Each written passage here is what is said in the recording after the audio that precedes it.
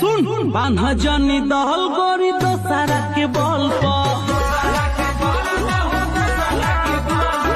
हई पासवान टाइले हवराई फल